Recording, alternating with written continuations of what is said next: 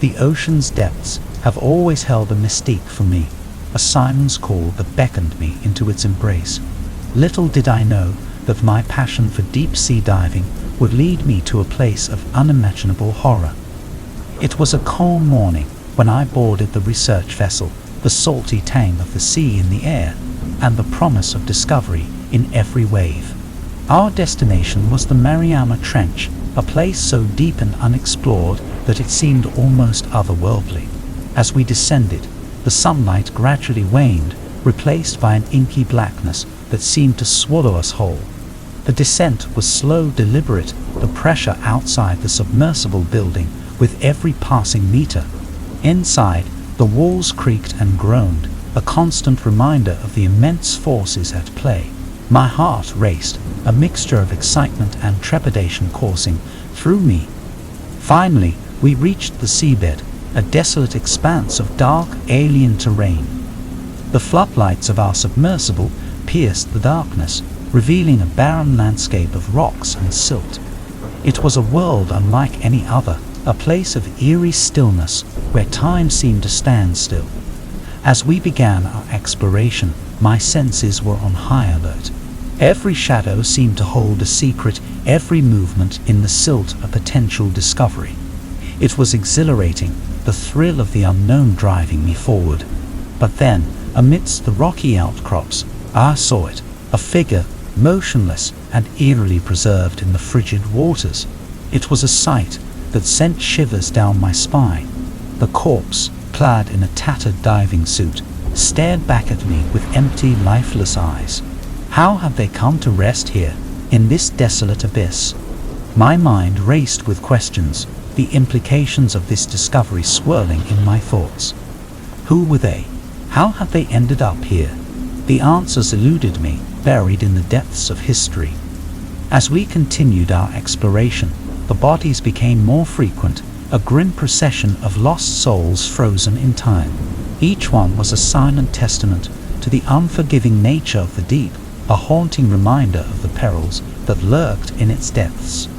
With each discovery, a sense of unease settled over me. It was as though the weight of the ocean itself pressed down on my chest, a suffocating reminder of the enormity of our surroundings. The walls of the submersible seemed to close in around me, the darkness outside a relentless force that threatened to consume us. Hours turned to days, and still the bodies littered our path. It was a relentless parade of the lost and forgotten, a macabre dance that played out in the silent expanse. The faces of the dead haunted my dreams, their empty gazes etched into my memory. And then, in the midst of the darkness, a glimmer of light, a discovery that would change everything. Amongst the corpses, I found a journal, its pages warm and water-stained. It was a relic of another time, a testament to the struggles of those who had come before me. As I read the entries, a chilling realization settled over me. The author was one of the lost souls we had discovered, a deep-sea explorer who had ventured into the abyss in search of answers. Their words spoke of strange occurrences, of unexplained phenomena that defied all logic. They described a presence, a malevolent force that seemed to stalk them in the darkness. The more I read, the more the pieces fell into place. The bodies we had discovered were not victims of accident or misfortune. They were sacrifices to something far more sinister. The journal spoke of a ritual, a dark pact forged in the depths of the Mariana Trench, a desperate bid for power that had gone horribly wrong. As the truth unfolded, a sense of dread settled over me. We were not alone in the abyss. Something lurked in the darkness, a malevolent force that had claimed the lives of those who had come before us. With a newfound urgency, we made our ascent, the weight of the ocean pressing down on us like a vise. The bodies of the lost echoed in my thoughts, their silent screams a haunting requiem for the souls that had been claimed by the deep. As we breached the surface, the sunlight bathed us in its golden glow, a stark contrast to the dark world we had left behind. I couldn't help but look back, a sense of foreboding settling in the pit of my stomach. The Mariana Trench held its secrets, and they were darker and more terrifying than I could have ever imagined. And so, I left the depths behind, haunted by the knowledge of what lay hidden in the abyss. The journal was my only link to the truth, a testament to the horrors that lurked in the heart of the ocean. It was a story that would never leave me, a reminder that some mysteries were best left buried in the depths. The darkness of the deep sea enveloped us, the only light emanating from our powerful floodlights. It was a world of surreal beauty, but also one of ominous quiet. The pressure outside pressed on the submersible, a constant reminder of the unforgiving nature of the abyss. This was my element, my sanctuary, where I felt most alive. We were on a mission to explore the wreckage of the SS Atlantica, a famous ship that had mysteriously disappeared in the early 20th century. Its location had remained a maritime enigma for decades, until now. As we descended further, the anticipation hung thick in the air. The hydrothermal vents spewed plumes of superheated water, casting an eerie glow on the ocean floor. It was an alien landscape, a graveyard of ancient seafloor and lost relics. And then there was the colossal hulk of the SS Atlantica, lying in a twisted, silent repose. The sight was awe-inspiring and haunting, a testament to the power of the deep sea. The ship's once majestic frame was now a ghostly echo of its former self, draped in the detritus of time. As we maneuvered closer, my heart raced with a mixture of excitement and trepidation.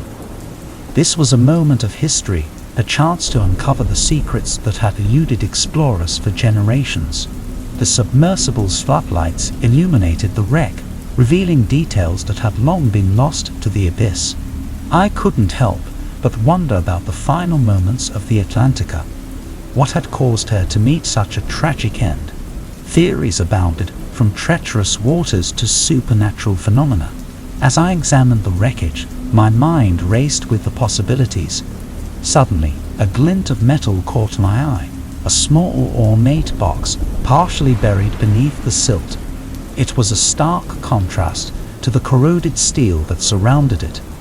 With trembling hands, I carefully retrieved the box, the weight of history in my grasp. Inside, I found a collection of letters preserved by the cold, dark waters. They were dated from the early 1900s, written by passengers and crew members of the Atlantica. The words spoke of hope and longing, of dreams and aspirations. They were windows into a world that had long since faded into obscurity. As I read the letters, a sense of connection washed over me. These were not just artifacts of a bygone era. They were the voices of souls who had once sailed the vast expanse of the ocean. Their hopes and fears resonated with me, bridging the gap between past and present. But as the minutes passed, a strange unease settled in the pit of my stomach. The submersible's controls flickered, the lights momentarily dimming.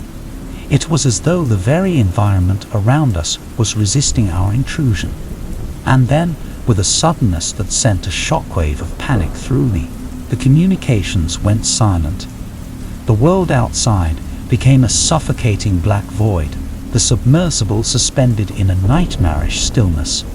I tried in vain to re-establish contact, my fingers flying over the controls, but there was only silence, broken only by the labored sound of my own breathing. Panic threatened to consume me, the weight of the abyss pressing down on me like a vice. As the minutes stretched into an agonizing eternity, a chilling realization settled over me. We were alone, adrift in the heart of the abyss, cut off from the world above. The submersible's walls seemed to close in around me, a suffocating reminder of the vast, indifferent expanse that surrounded us. In that moment, I understood the true terror of the deep sea. It was a world of unfathomable beauty, but also one of relentless, unyielding power. We were insignificant, mere specks in the face of the abyss. Hours turned into days, the darkness outside an unyielding force that seemed to stretch on forever. I clung to the letters, the words of the Atlantica's passengers and crew, offering a strange solace in the midst of the suffocating silence. And then, just as suddenly as it had gone silent, the submersible system sprang back to life. The floodlights pierced the darkness, illuminating the wreckage of the Atlantico once more. It was a surreal resurrection, a return from the edge of oblivion. As we ascended, the world outside gradually brightened, the weight of the abyss lifting. The surface seemed to beckon us, a promise of safety and salvation. I couldn't help but look back one last time at the hulking wreck of the SS Atlantica, a silent sentinel in the depths. And as we breached the surface, the sunlight bathed us in its golden glow, a stark contrast to the darkness we had left behind. The crew above cheered our return, unaware of the horrors we had faced in the heart of the abyss. The letters from the Atlantica's passengers and crew were my only mementos of that fateful dive. They were a connection to a world that had long since vanished, a reminder of the fragility of human endeavor in the face of the deep sea's relentless power. And though I had returned from the abyss, a part of me would forever remain in its cold, dark embrace. The SS Atlantica and its lost souls would continue to haunt my thoughts, a testament to the mysteries that still lay hidden in the depths. The descent into the abyss is like entering another world entirely. The ocean's surface glistens, hinting at the mysteries below, but it's only when you breach the threshold that you truly comprehend the magnitude of what lies beneath. The pressure builds, pressing against the submersible's hull, a constant reminder of the depths we're plumbing. It's exhilarating and nerve-wracking all at once, like standing on the precipice of the unknown. This time, we're on a mission to explore a series of underwater caves, a labyrinth of dark passages that have remained largely uncharted. It's a daunting prospect, navigating through the black expanse, knowing that every twist and turn could lead to discovery or peril. The anticipation is palpable, a silent current that runs through us all. As we descend, the world outside transforms. The sunlight fades, replaced by an inky darkness that swallows us whole. The only illumination comes from the submersible's powerful floodlights, casting eerie shadows on the rock formations that loom out of the abyss. It's like wandering through a cathedral built by nature itself, the walls adorned with strange, bioluminescent creatures that flicker like distant stars. Then, the caves come into view, dark, foreboding openings that beckon us deeper. It's a moment of truth, a juncture where curiosity meets trepidation. We push forward, drawn by the promise of discovery. Inside the caves, the world is transformed. The walls are like sculpted marble, worn smooth by the passage of time. The current ebbs and flows, creating an eerie symphony of sound, a reminder that we're not alone in this subterranean realm. Suddenly, it happens. A powerful surge of water propels us forward, slamming us into the cave wall. Panic surges through me as I scramble to regain control. The submersible's lights flicker, casting erratic shadows that dance along the walls. We're caught in a powerful current, a force that seems determined to pull us deeper into the labyrinth. My heart pounds in my chest as I fight against the current, the submersible's controls feeling almost foreign in my hands. I can hear the strained creaking of the hull, a chilling reminder of the immense forces at play. Every inch of progress is a hard-fought battle. The walls of the cave are relentless, unyielding force. Time seems to stretch and warp, the minutes feeling like hours as we struggle against the current. The walls of the cave become a blur, a disorienting maze of rock and shadow.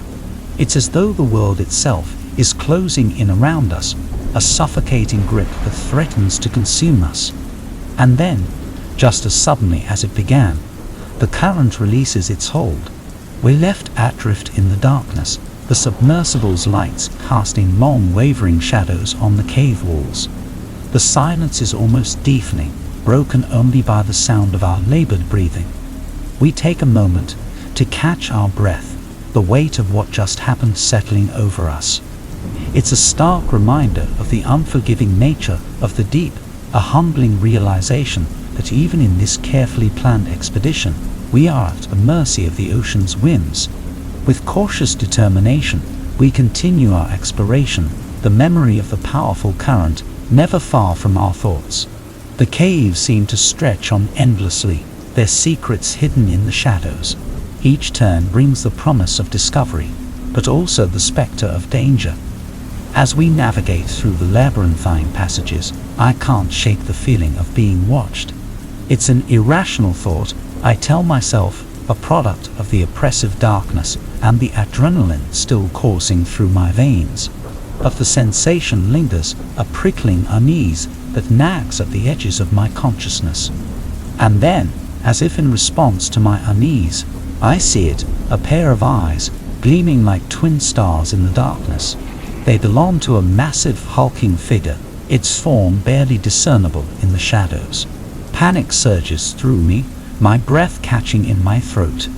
As the figure comes into view, a chilling realization washes over me. It's a colossal, ancient creature, its body covered in strange, bioluminescent patterns that pulse with an otherworldly light.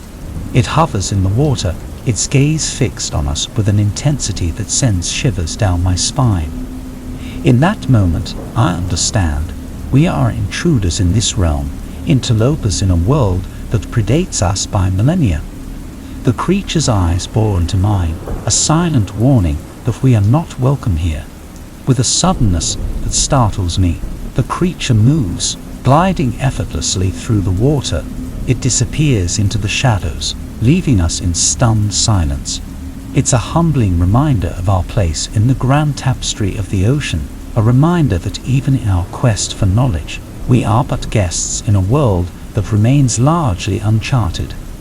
As we make our way back to the surface, the memory of the ancient creature lingers in my thoughts.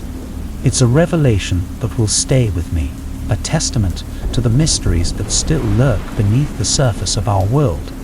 And as we breach the threshold of the cave, emerging into the open expanse of the ocean, I can't help but look back one last time. The cave's entrance yawns. Before us, a dark maw that leads to a world of wonder and danger. We ascend slowly, the sunlight growing brighter with each passing meter. The memory of the caves lingers, a testament to the resilience of life in even the harshest of environments. It's a humbling realization, a reminder that there are still untold wonders waiting to be discovered in the depths of our world. As we break the surface, the crew above greets us with cheers and applause. They're unaware of the challenges we've faced, the dangers we've encountered. To them, it's just another successful dive. But for me, it's a journey that will stay with me forever, a testament to the indomitable spirit of exploration and a reminder that even in the face of the unknown, there is always something new to discover.